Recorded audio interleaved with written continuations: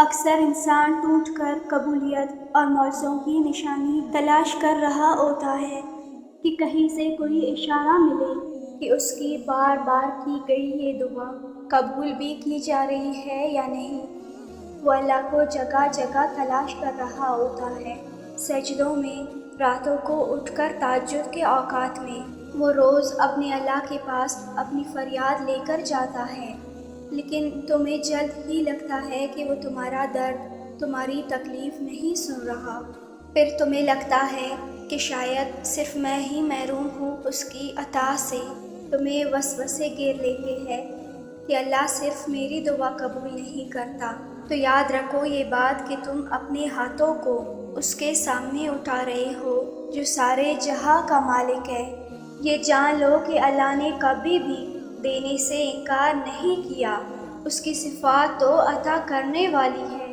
تمہیں اس مقام تک لانا اس رب کی منصوبہ سازی ہے۔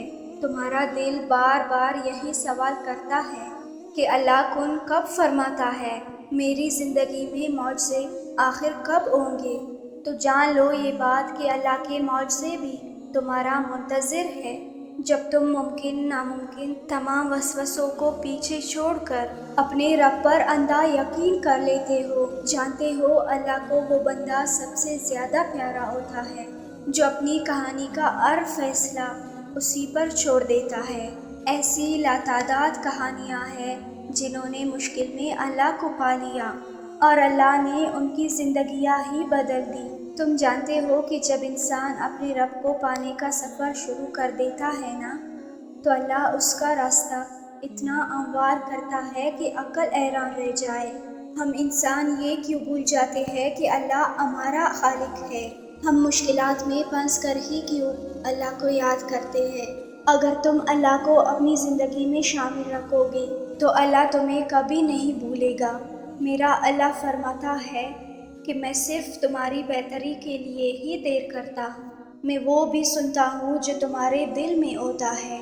تم خود کو ہرگز اکیلا نہ سمجھو، تم جہاں کہیں بھی ہو میں تمہارے ساتھ ہوں۔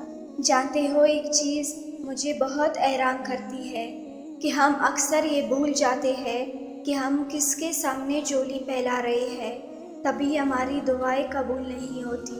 یہ مت بھولنا کہ وہ دنیا کا مالک ہے، اس کے خزانے میں کبھی بھی آج تک کمی نہیں ہوئی۔ اب وہ جو کرنا چاہتا ہے صرف ایک کن کہنے پر وہ چیز ہو جاتی ہے۔ تو وہ تمہاری چھوٹی سی یہ دعا کیوں قبول نہیں کرے گا؟ تمہیں جو چاہیے وہ صحیح وقت پر تمہیں نواز دے گا۔ جب تمہیں لگے کہ تم زندگی کے اندھیرے غار میں کھو گئے ہو تو وہاں روشنی کی پہلی کرن ہی دعا ہے، اور یہ اتنی خوبصورت اور سکون دینے والی چیز ہے جو بآسانی معجزوں کے لیے راستے بنا لیتی ہے۔ دعاؤں میں سکون ملنے لگے تو سمجھ لو دعائیں قبول ہونے والی ہے، کیونکہ ان دعاؤں میں اللہ کی رضا شامل ہوتی ہے، اور معجزے تو اللہ کی راضی ہو جانے سے ہی حاصل ہوتی ہے۔ ابھی بس تمہاری دعاؤں کا ہی امتحان ہے، پھر کہانیاں پلٹ جایا کرتی ہے۔ تمہاری زندگی آگے بے شمار معجزات سے بھرے گی، بس اللہ کی رسی کو مضبوطی سے پکڑے رکھنا۔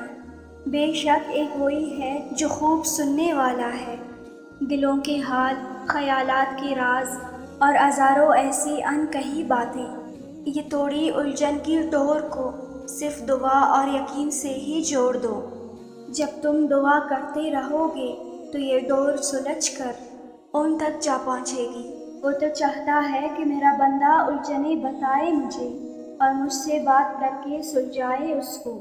یاد رکھو دعا میں تمہارا رابطہ ڈائریکٹ اللہ سے ہوتا ہے۔ جب تم اپنی چاہتوں کے لیے اللہ سے دعا مانگتے ہو تو اللہ تمہاری التجائیں، تمہارے آنسو اور ان کا شور سب سنتا ہے۔ تم بس مناتے رہو اپنے اللہ کو، کیونکہ ایک وہی تو دے سکتا ہے، اور تمہاری اتنی کوشش، اتنی تڑپ دیکھ کر وہ معجزہ ضرور کرے گا، انشاءاللہ۔